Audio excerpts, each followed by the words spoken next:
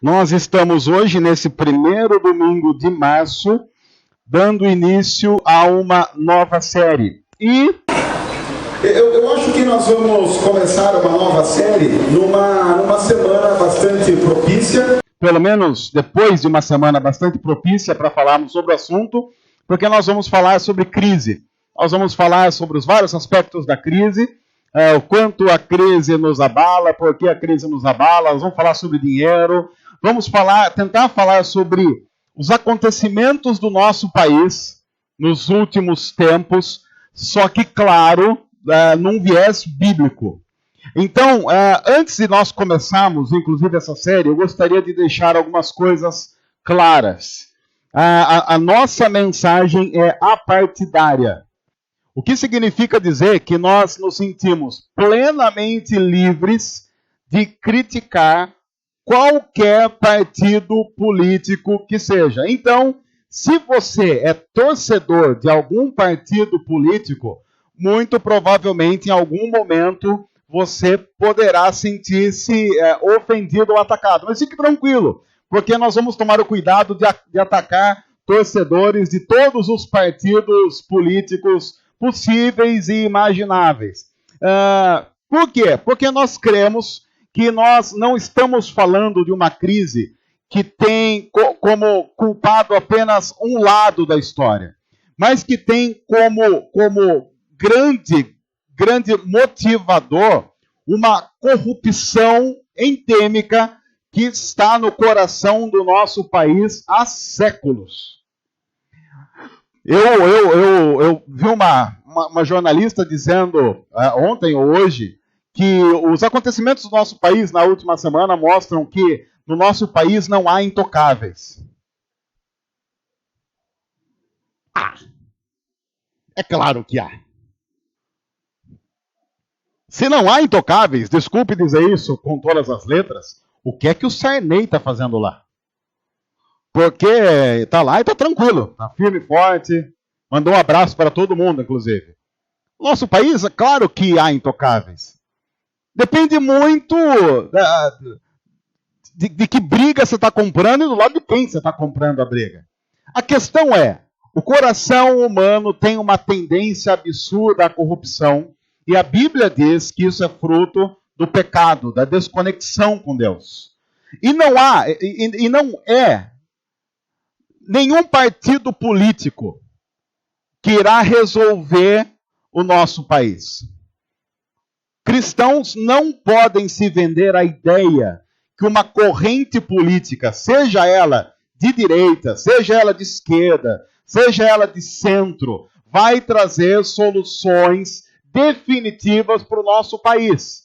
Por quê? Porque decisões políticas, infelizmente, não têm a capacidade de mudar o coração humano, que é altamente corrupto. Então, para colocar todo mundo nessa coisa toda, nós precisamos lembrar que, geralmente, a classe política de um país reflete os seus habitantes.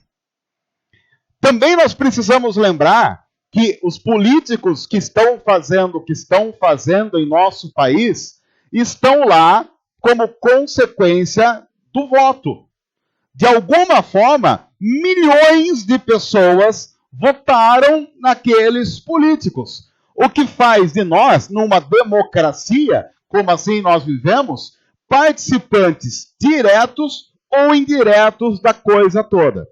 Tendo dito isso, nós vamos, desde o começo, nesses 3 domingos dessa série, Quanto Vale o Seu Dinheiro, analisar, então, vários aspectos da crise, dar tiros para todos os lados, esperando que muitos sejam atingidos e esperando que todos sejam transformados através da palavra de Deus. Porque, a despeito de todas as coisas, importa o que a Bíblia diz a respeito de qualquer crise que o ser humano vier a enfrentar. Mas, para começar, eu gostaria de trazer alguns números para trazer um pouco de paz ao seu coração.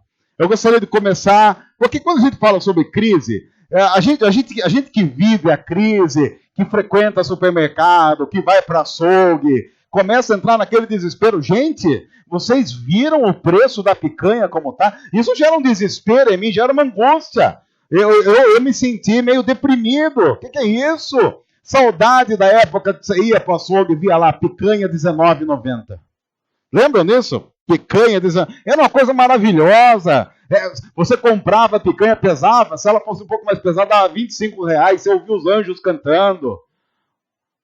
Agora, tá louco. Bom, mas para trazer um pouco de paz, eu gostaria de trazer uns números. Esses números são atuais. O PIB do Brasil, 2015. Produto Interno Bruto do Brasil, em 2015, teve uma retração de 3,8%. Olha que beleza. No entanto, para não trazer desespero, eu gostaria de dizer para você que nós não estamos em último lugar nessa lista. Porque nós estamos à frente da Venezuela. A Venezuela é que está em último. Nós estamos na frente da Venezuela. Mas estamos atrás de grandes potências econômicas mundiais como Haiti e Cuba. Que são grandes potências mesmo, econômicas. Você vê, o sonho de todo brasileiro é ir para o Haiti. Mas lá, de qualquer forma, a gente pode até pensar agora, porque o PIB lá está melhor que aqui. Outra coisa, nível de desemprego subindo. Não sei se você sabe, mas os níveis de desemprego em nosso país sobem e já estão chegando a números altamente preocupantes. De uma tal forma que eu tenho certeza que você conhece alguém ou tem alguém na sua família passando por desemprego. E não é aquele desemprego assim, a pessoa está desempregada, porém com possibilidades claras de conseguir emprego a curto prazo.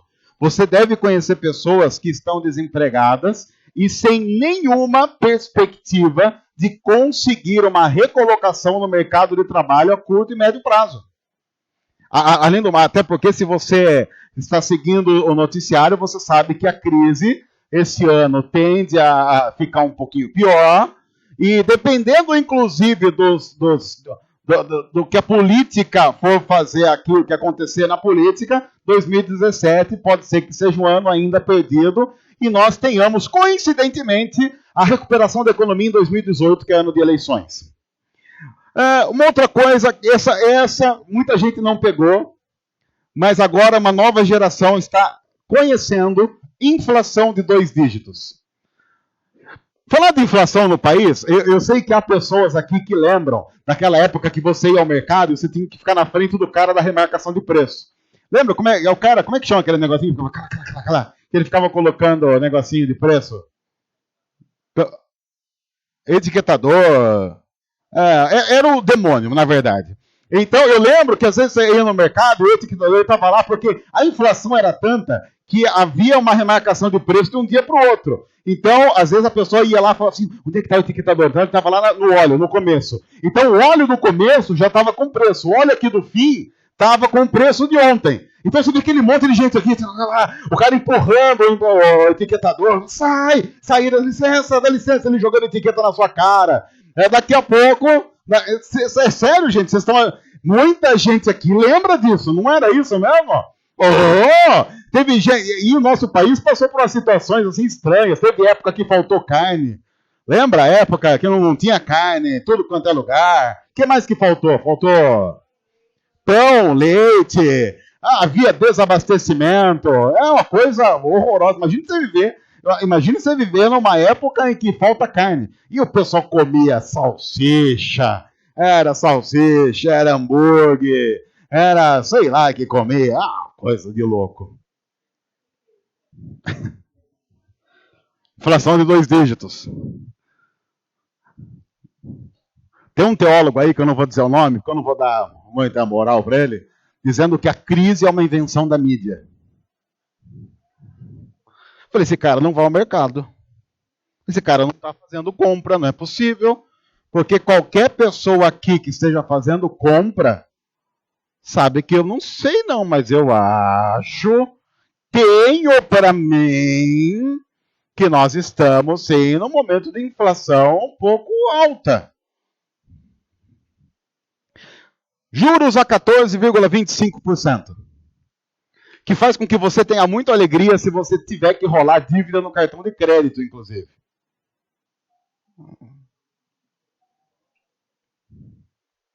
Uma outra palavra que agora essa está na mão. Essa eu vou citar várias vezes nessa série. Olha que palavra, olha que expressão bonita. Condução coercitiva.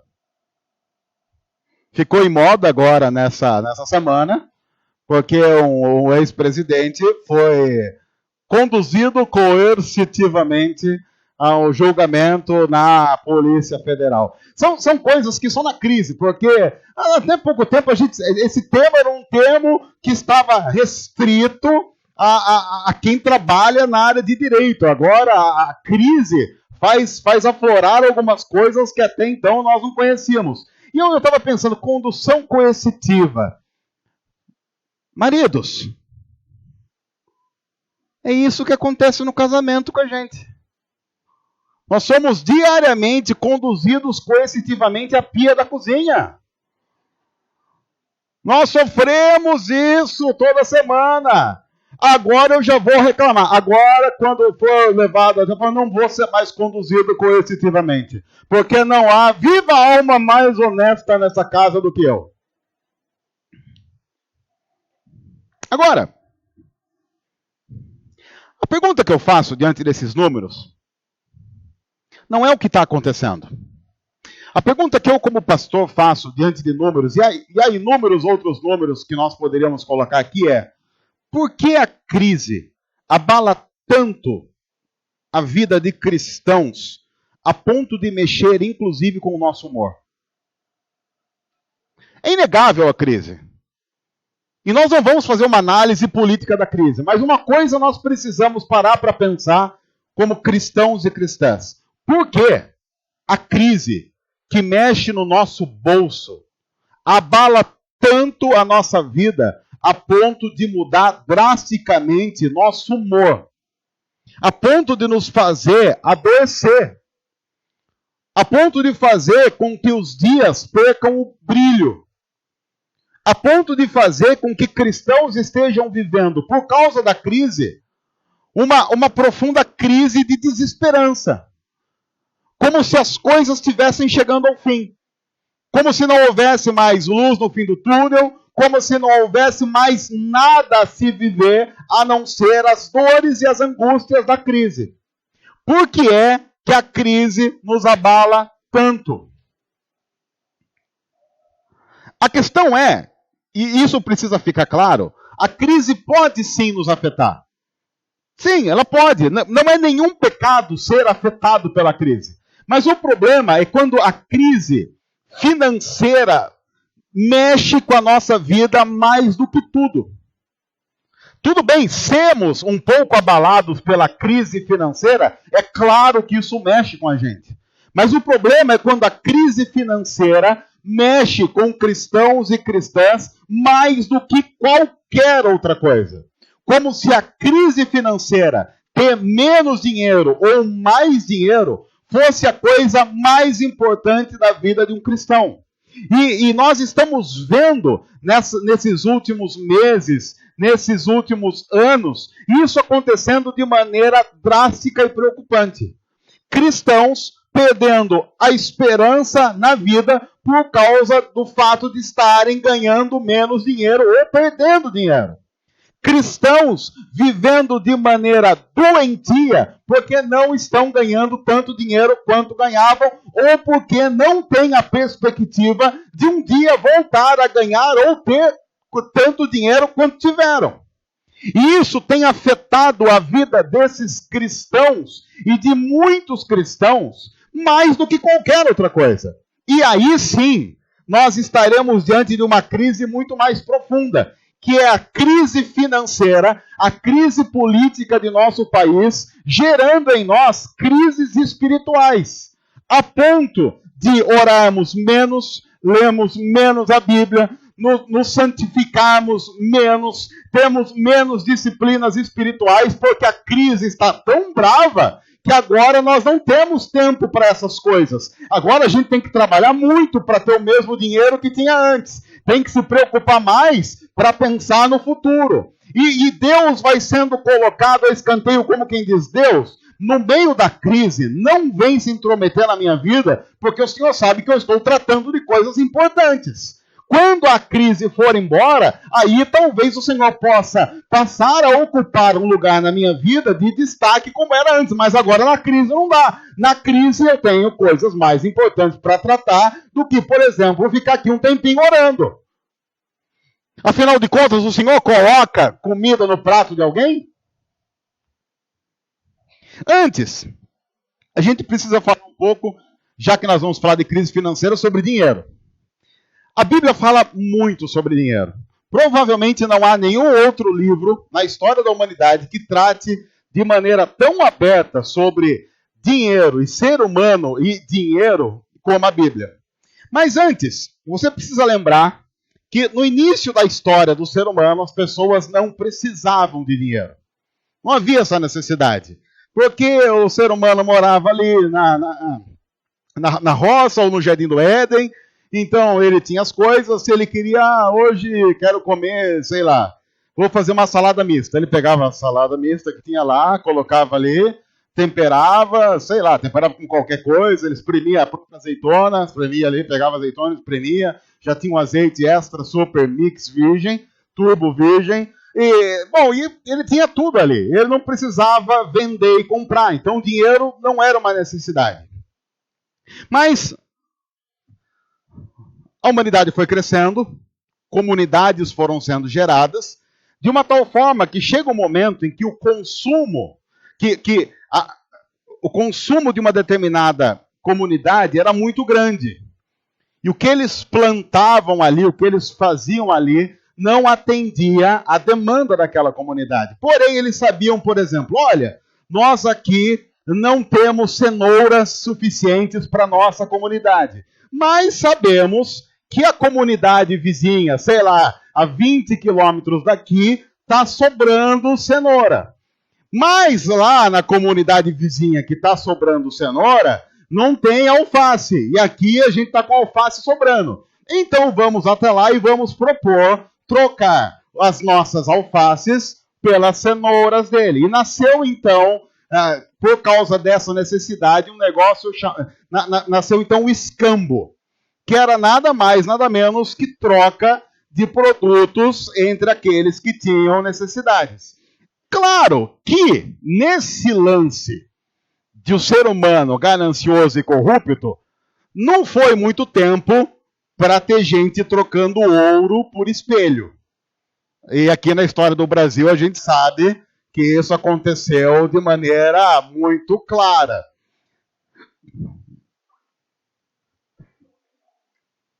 Até por isso é que algumas coisas passaram a ser referência de valor, para tentar equilibrar isso. Por exemplo, ouro.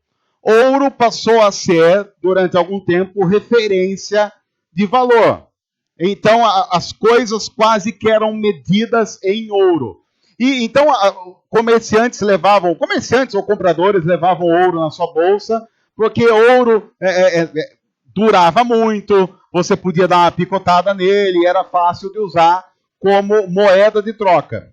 Bom, a questão é que ficar carregando ouro não era uma coisa legal, porque você deve lembrar que ficar carregando ouro de lá para cá é meio perigoso. Então, eles criaram casas, que eram lugares que você ia para depositar o seu ouro e pegar quando você precisasse. Esses eram os ourives.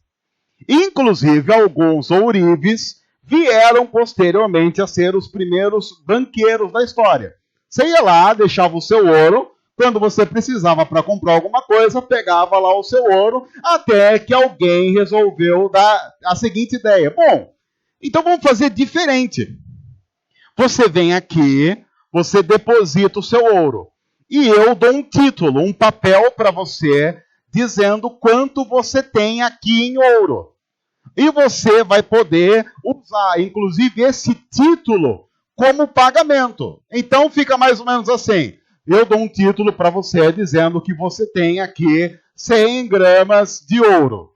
E você vai comprar, sei lá, um vaso, comida, você vai lá nos secos e molhados de não sei quem, e aí tudo que você comprar vale 100 gramas de ouro. Você dá esse título para a pessoa. para você não ficar tendo que carregar ouro, toda aquela coisa. Às vezes pode ser pesado, pode ser perigoso. Você dá o título para ele, a pessoa pega esse título, vai lá e retira o ouro se ele quiser. Ou se ele quiser deixar o ouro lá, ele está com o título que vale 100 gramas de ouro. E eu estou resumindo a história de como então vieram aparecer as primeiras notas, as primeiras cédulas, as primeiras moedas, que eram apenas um valor representativo de algo que você tinha guardado em algum lugar. Por que eu estou dizendo isso? Porque dinheiro sempre foi, é e será apenas dinheiro. É apenas um símbolo de alguma coisa que você tem guardado em algum lugar. É uma moeda de troca, só isso. E em nenhum momento o dinheiro foi inventado para dar valor a alguma pessoa. Dinheiro sempre... A ideia inicial é que o dinheiro é algo inventado para facilitar relações de troca de acordo com as necessidades que as pessoas têm. Mas aí, o pecado no ser humano foi apenas um pulo para que as pessoas dessem valor às outras pessoas de acordo com o título em dinheiro que elas carregam. É por isso que até hoje você não é medido mais pelo caráter, você é medido pela conta bancária. Você não é medido pelo fato de ser ou não ser uma pessoa de bem, mas por ter ou não ter alguma coisa. Tanto é que você olha uma pessoa na rua muito bem vestida, no meio da semana, por exemplo, um homem de terno e gravata, um bom terno, bem aliado, talvez um daqueles ternos que você sabe que se você for comprar num shopping center, você não compra por menos de 10 mil reais. Essa pessoa automaticamente passa a ser admirada, porque automaticamente no imaginário popular nós estaremos diante de alguém de sucesso, de alguém que deu certo na vida. Não importa se a pessoa roubou para conseguir isso. Importa que ela conseguiu. Então ela é uma pessoa de sucesso. E aí então nós chegamos no momento em que o dinheiro não é mais uma moeda de troca, mas o dinheiro passa a ser algo que define valores de uma sociedade. É por isso que a Bíblia diz que foi apenas uma questão de tempo para que o dinheiro se tornasse um Deus. Algo que dá sentido à vida das pessoas. Algo que faz com que as pessoas vivam ou não para ele. Bom, antes, vamos para a Bíblia, porque a gente precisa ver alguns textos para analisar por que esse tal dinheiro, que é apenas uma moeda de troca para facilitar a vida de seres humanos, se tornou rei e praticamente senhor da história como nós a conhecemos até agora. A Bíblia diz em Ageu, um profeta que viveu há muito tempo, vale a pena ler o livro de Ageu, é um livro curto lá no Antigo Testamento, mas com uma mensagem profética, com relação a problema de corrupção, a problemas que nós vivemos em nosso país, extremamente atuais. Lá em Ageu 2, versículo 8, há um versículo que nós já citamos aqui várias vezes e que vale a pena lembrar. Deus está dizendo para o povo dele o seguinte: minha é a prata e meu é o ouro, disse o Senhor dos Exércitos. Nesse texto, Deus não está se referindo a um determinado valor específico. Por exemplo, alguém está carregando alguma coisa em prata e ouro, e aí Deus olha para aquilo e fala assim: ah, isso é meu. Não, a referência do profeta Ageu, capítulo 2, versículo 8 é: toda prata, todo ouro, no sentido de toda a riqueza possível, imaginável, imensurável no mundo, pertencem a mim. Bom, vimos que o dinheiro foi algo criado por seres humanos para dar valor às coisas que esses seres humanos tinham. Agora, não se esqueça, o dinheiro foi criado para dar valor às coisas. Coisas que os seres humanos tinham, mas que na verdade eram de quem? De Deus. Eram coisas que o ser humano colheu porque plantou. Sim, mas que só germinaram porque, vamos dizer como as pessoas dizem hoje, porque a natureza foi bondosa para com eles. Germinou porque aquele que faz a chuva cair sobre a terra, liberou essa chuva. E choveu no tempo certo. Então veja que o dinheiro que o ser humano tem em mãos, mesmo que seja fruto de um trabalho desse ser humano, em última instância, esse dinheiro, essa coisa toda, é fruto de algo que tem a ver essencialmente com Deus.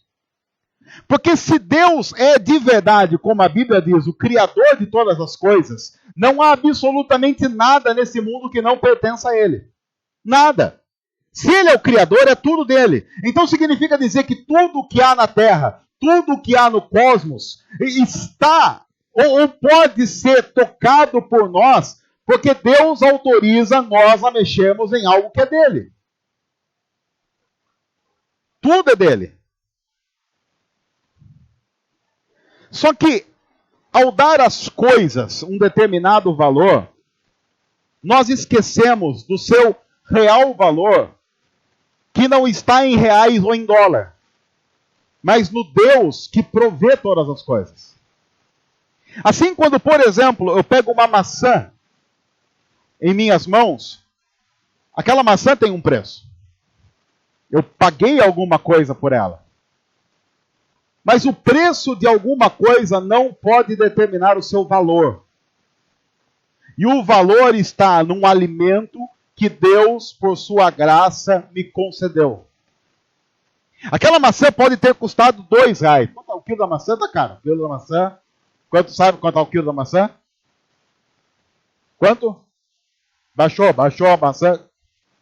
Lá no varejão. Varejão, gente. O que tá caro agora? O que é? Pera tá caro. Pera tá, os olhos da pera. Tomate tá caro também. Fazer aquele suquinho de tomate, com um pouquinho de vodka, ali não vê. Limão tá barato. Ó, limonada, hein, gente? Limão emagrece, beleza. É uma beleza. Você pega aquelas costelas de porco, você passa um limão, aquilo corta a gordura, que é uma beleza aquilo. Agora, tomate. O tomate, por que o tomate tá caro? Porque o tomate é coisa do demônio. Porque o tomate, você pensa em quê? Molho de tomate. Molho de tomate você põe aonde?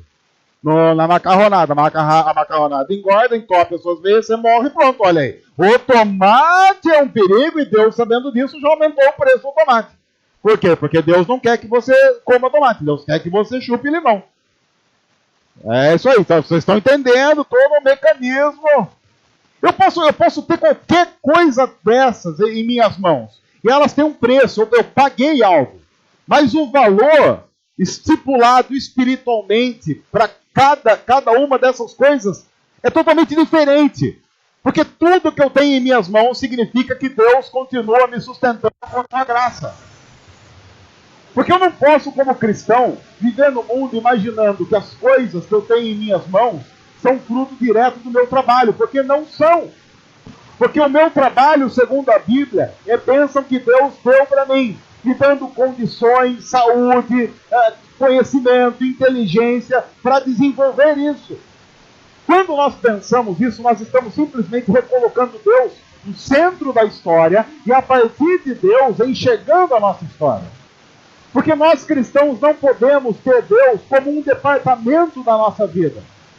Nós precisamos ter Deus como centro. Tudo vem de Deus. É o que a Bíblia está dizendo. Todo ouro, toda prata, tudo isso é meu, diz o Senhor.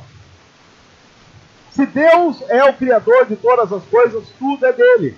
Então tudo bem. Foi gerado um mecanismo de moeda de troca que fez com que eu pagasse R$1 por uma maçã. Mas ainda assim, eu tenho Deus dizendo ao meu coração, essa maçã é minha. Eu tenho uma casa para morar e eu pago por isso. Ou paguei por isso. Mas eu não posso esquecer que aquela casa está num planeta chamado Planeta Terra. E é um planeta para quem Deus pode dizer, é meu. Então, mesmo que eu não pague aluguel, porque eu sou dono do lugar que eu moro, eu sou dono temporário, porque o dono de toda a terra é Deus. Eu estou usando algo que é dele. Eu dei um preço para aquilo, mas o valor de estar vivendo pela graça de Deus no mundo que ele criou e me abençoando no mundo que ele criou como um presente, isso não tem preço, não dá para mensurar isso. E a crise começa a nos abalar, porque nós chegamos a um ponto em que nós nos esquecemos que as coisas são de Deus e passamos a viver como se tudo fosse nosso.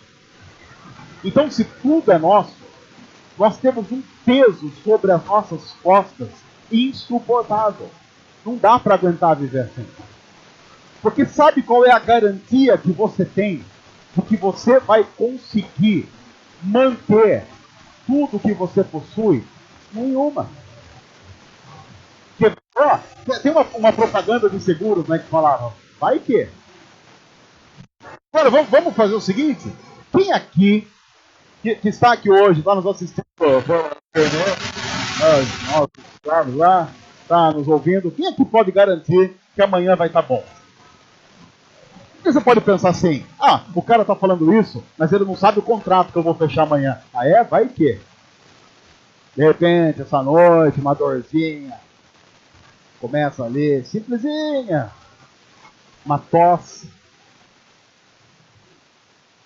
Amanhã a gente recebe o aviso, quarto 603, ala masculina. Chega lá no quarto 603, ala masculina, já foi para UTI. E você fala, posso lá orar? Até é bom, viu? Porque até vai rápido, porque já entubaram e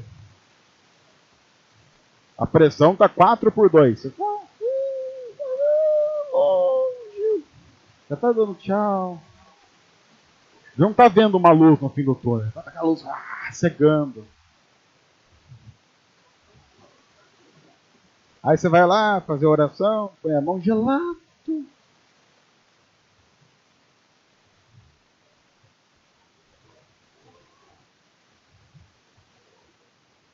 Eu quero dizer que se acontecer aqui com alguém, não foi praga, mas pode ser.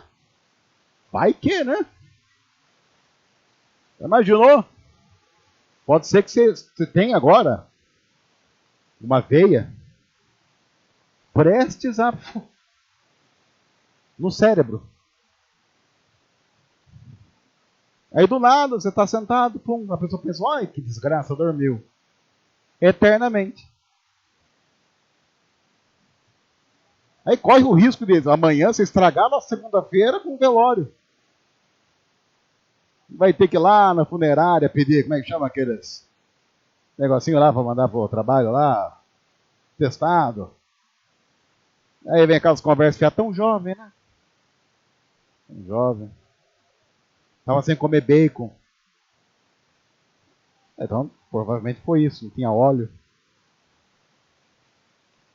Isso me faz lembrar de um outro texto, que é um texto que está no primeiro livro de Samuel 2, versículo 7, que diz o seguinte: o Senhor empobrece e enriquece, abaixa e também exalta. O texto diz o seguinte: o Senhor empobrece a quem Ele quiser e enriquece a quem Ele quiser. A despeito de qualquer crise que eu esteja vivendo, eu não posso esquecer. Eu dependo de Deus.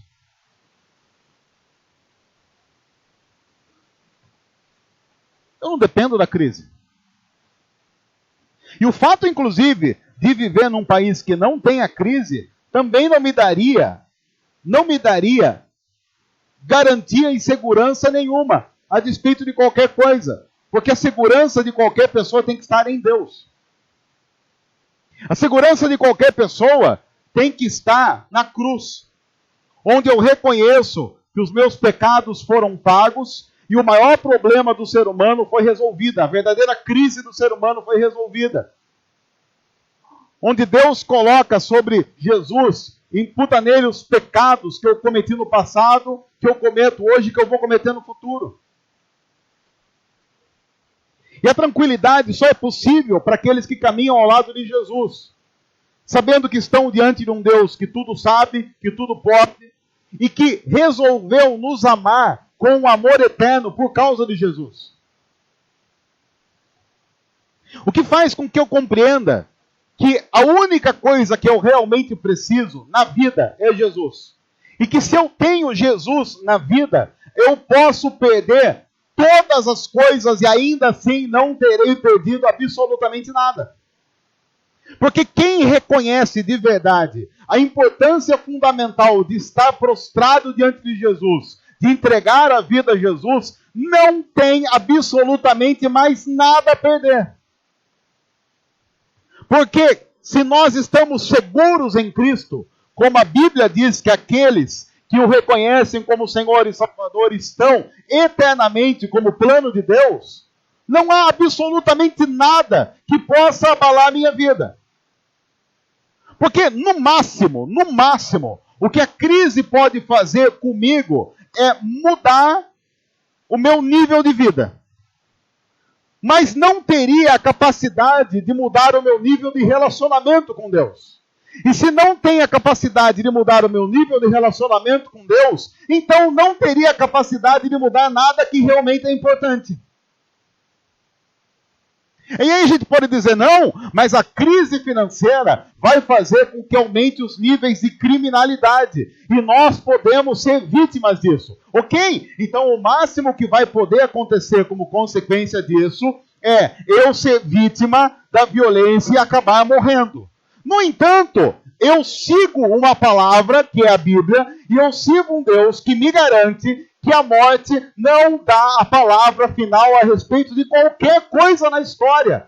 Porque a Bíblia diz que se eu morro hoje, eu, naquele mesmo momento, estarei vivendo eternamente com Jesus. O que é incomparavelmente melhor. Ou seja, não há nenhuma possibilidade de que algo aconteça e faça com que eu tenha perdido a vida.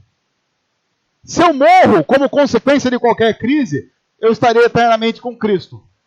Se muda a minha realidade financeira por causa da crise, eu não posso ser dirigido pela realidade financeira, porque eu não posso seguir a esse Deus dinheiro, porque esse Deus dinheiro não foi criado para dar valor às pessoas, para dirigir a vida das pessoas. Foi algo criado para servir ao ser humano. Só que como o pecado faz, ele inverte todas as relações, e hoje seres humanos estão servindo ao dinheiro.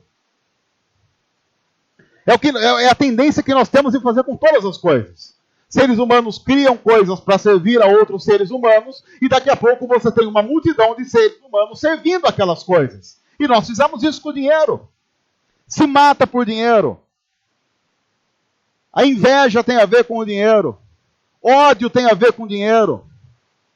Ou será que a gente não imagina que toda essa balbúrdia política de mandos e desmandos tem a ver com qualquer outra coisa que não seja dinheiro? E aí nós estamos olhando para a crise em nosso país e dizendo, é terrível o que o dinheiro faz com o ser humano. A que ponto o ser humano chega por causa de dinheiro? E nós estamos nos entupindo de porcaria também todos os dias por causa de dinheiro. Ou seja, o que acontece lá em cima é reflexo do que está no coração humano. A ganância, que só pode ser curada quando nós compreendemos. Deus, o Senhor é dono de todas as coisas. Tudo é teu.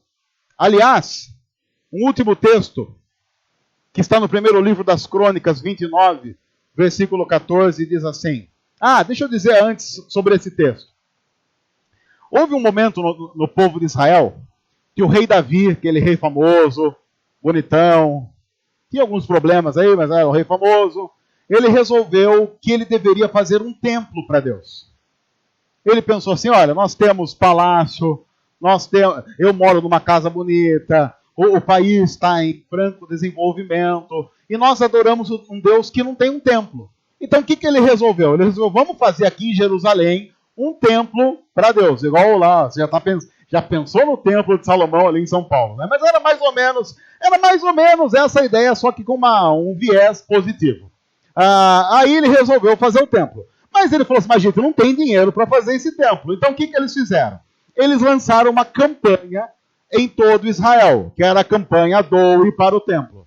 Então você podia pegar o que você tinha em casa para doar para a Tesouraria Nacional, que iria usar isso para construir um templo. Então, sei lá, de repente você tinha madeira boa que poderia ser usada para a construção do templo. Então você doava madeira. Ou então você tinha prata, que depois eles podiam reverter em algum tipo de moeda que podia ser usado para comprar algumas coisas. Ou então você tinha ouro. E aconteceu, então, que o povo de Israel comprou a ideia de uma tal forma que era gente trazendo coisa de tudo que é canto. Era gente trazendo ouro. Tem gente que já arrancou o siso, que é de ouro, já jogou o siso ali, já foi uma coisa. Tanto é que eles estipularam um prazo. E muito antes do prazo, eles já tinham tudo que precisava. Aí eles tiveram que falar para o povo, gente, para de dar, porque a gente já não tem mais onde colocar as coisas aqui. Já tem o suficiente para construir um templo maior do que Dia Macedo. E olha que era um templo, que era uma coisa maravilhosa, de um mau gosto. O de Israel lá era legal porque estava dentro de um contexto. Agora ali em São Paulo, você passava um tempo falando, meu Deus do céu, que brega. Aquilo é mais brega do que Las Vegas. Bom, tendo dito isso, aí então eles vão falar assim, agora que nós recebemos o que precisamos, vamos consagrar isso. Então Davi faz uma reunião solene, um tipo de culto, que era para consagrar todas aquelas ofertas a Deus. Veja, houve uma campanha, todo mundo doou, e agora eles vão consagrar. Então Davi fez uma oração. E esse texto que eu vou ler é uma parte importante dessa oração de Davi ao consagrar a Deus as coisas que eles estão ofertando. Ele diz assim no meio da sua oração. Primeiro livro das Crônicas 29, versículo 14. Mas, ele dizendo para Deus, quem sou eu? E quem é o meu povo para que pudéssemos contribuir tão generosamente como fizemos? Resumindo, ele está dizendo, quem somos nós para dizer que contribuímos tão generosamente?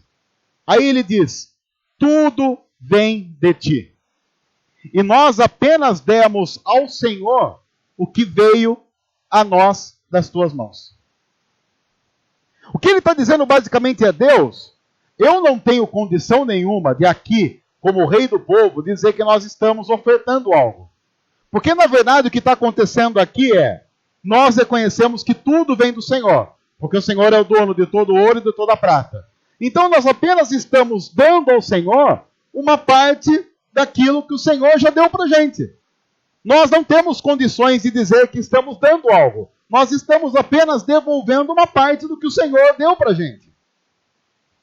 Ele tem a noção de que Deus é dono de tudo. Ele tem a noção de que Deus é quem dá alguma coisa e tira alguma coisa.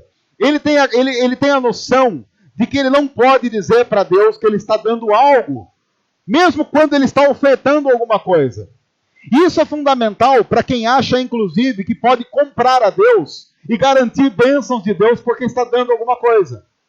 Essa frase de Davi é um tiro no peito da teologia da prosperidade.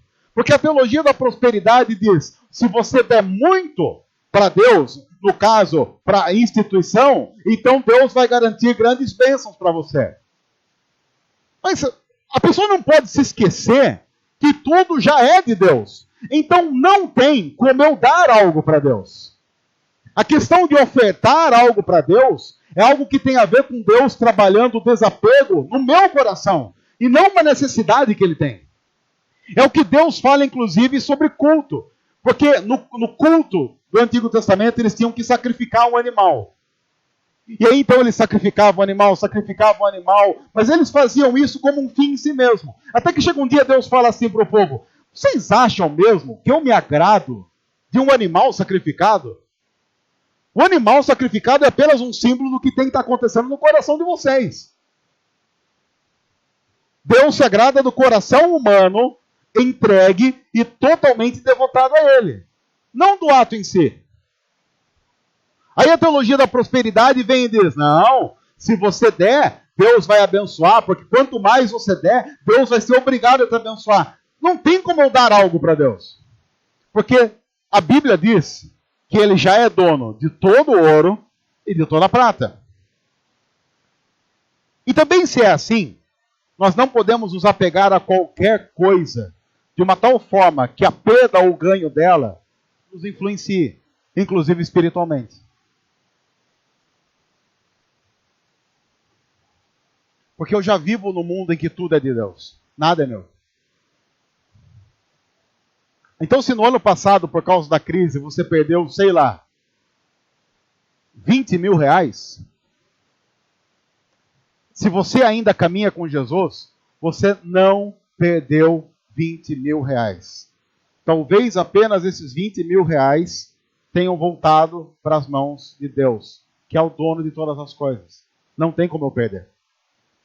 Porque se não tem como eu ofertar, se não tem como eu dar alguma coisa, eu também posso dizer que não tem como eu perder alguma coisa. Porque o que eu sou e os meus valores mais fundamentais não tem a ver com o que está no meu bolso, tem a ver com o que está no meu coração. E se o que nós temos de mais fundamental tem a ver com o que está em nosso coração, não há como perder aquilo que está em Cristo. Então o cristão, na crise, não perde. Ele apenas é realocado a uma nova realidade onde ele pode ali também glorificar a Deus. O que significa dizer que se você perdeu 20 mil reais no ano passado na crise, Deus agora está te chamando a viver uma vida que o glorifique com 20 mil reais a menos. Apenas isso.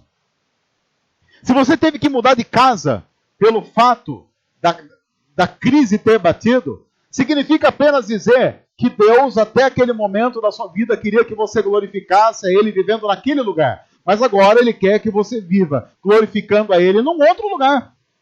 Se você perdeu o emprego por causa da crise, a mesma coisa. Deus tinha um plano para que você o glorificasse naquele emprego. Agora Ele tem um plano para que você o glorifique num outro lugar, que talvez ainda Ele não tenha revelado. Mas lembre-se, Deus é o dono de todo ouro e de toda prata. Ele é quem enriquece e quem empobrece. E nós não temos condições de dizer que damos ou retiramos nada das mãos de Deus. Ele tem o controle absoluto sobre todas as coisas e nos convida a andar com Ele em paz e segurança, sabendo que o amanhã pertence a Deus, sabendo que Ele nos ama, sabendo que Ele é misericordioso, sabendo que Ele quer cuidar de nós e sabendo que Ele sabe o que é melhor para a nossa vida e não nós.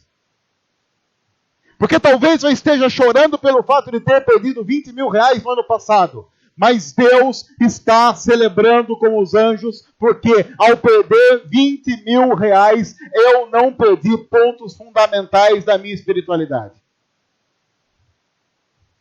E talvez Deus esteja olhando e dizendo, filho, com 20 mil reais a mais, você estaria nesse exato momento adorando a 20 mil reais e não a mim.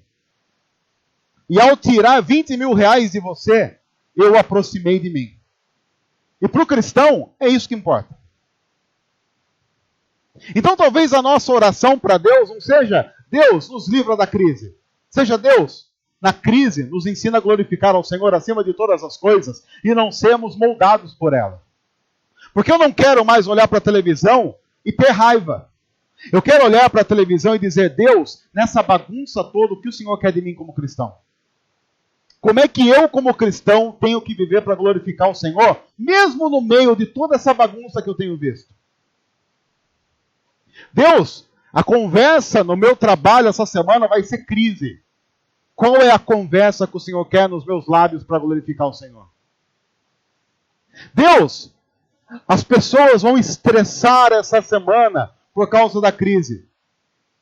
Qual é a preocupação que o Senhor quer que esteja no meu coração que tem a ver com a glória do Senhor? Porque, Senhor, eu não quero me preocupar com nada, com absolutamente nada que não tenha a ver com glorificar ao Senhor e com viver para Jesus. A crise para aqueles que andam com Deus, a despeito do chavão que isso pode parecer, é uma grande oportunidade de desenvolvermos a nossa espiritualidade a níveis jamais imaginados. Significa que a gente não quer justiça e que as pessoas que desviam dinheiro nesse país vão para a cadeia? Não. Aliás, a gente só deve ficar feliz quando todo mundo for para a cadeia. Porque sim, tem que ir o pessoal do mensalão para a cadeia? Tem que ir. Mas o pessoal da merenda do estado de São Paulo tem que ir também. Porque a indignação do povo de Deus não é seletiva. Não pode ser seletiva.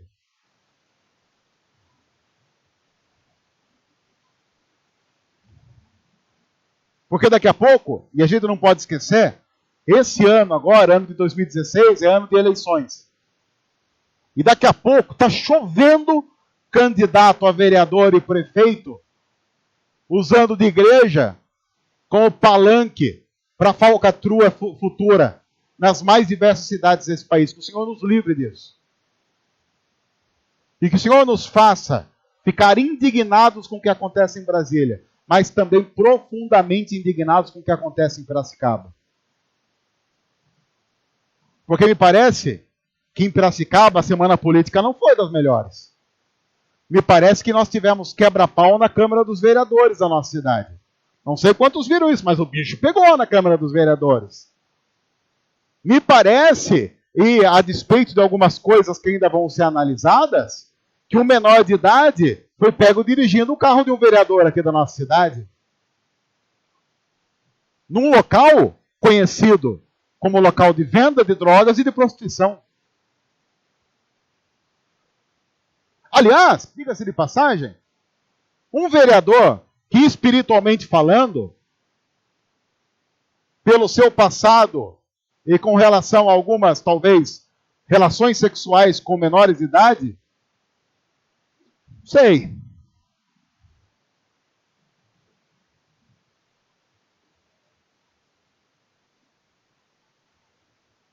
A nossa indignação não é seletiva. A indignação do povo de Deus não pode ser seletiva. Que a justiça de Deus reine.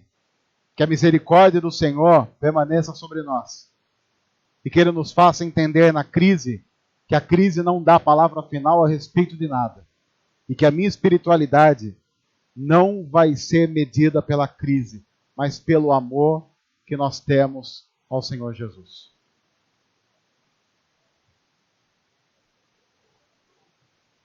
Era isso que eu queria dizer para a gente começar essa conversa sobre dinheiro.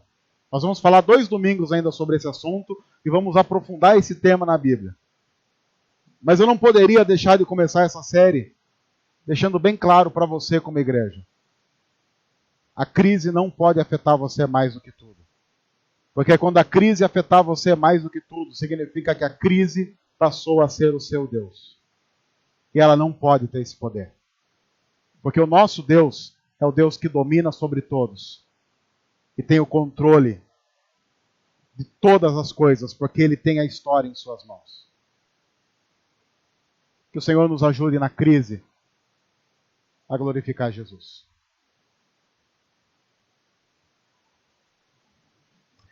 Deus, ajuda-nos a viver para a glória do Teu nome. Ajuda-nos a viver no meio da crise, sem nenhuma crise com relação à nossa vida com o Senhor. Amando ao Senhor acima de todas as coisas.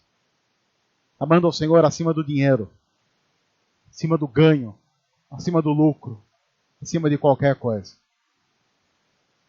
Para que a nossa esperança esteja no Senhor. A nossa fé esteja no Senhor. E aí sim tudo está certo. Tudo estará certo. Para a glória do Teu nome. Em nome de Jesus. Amém.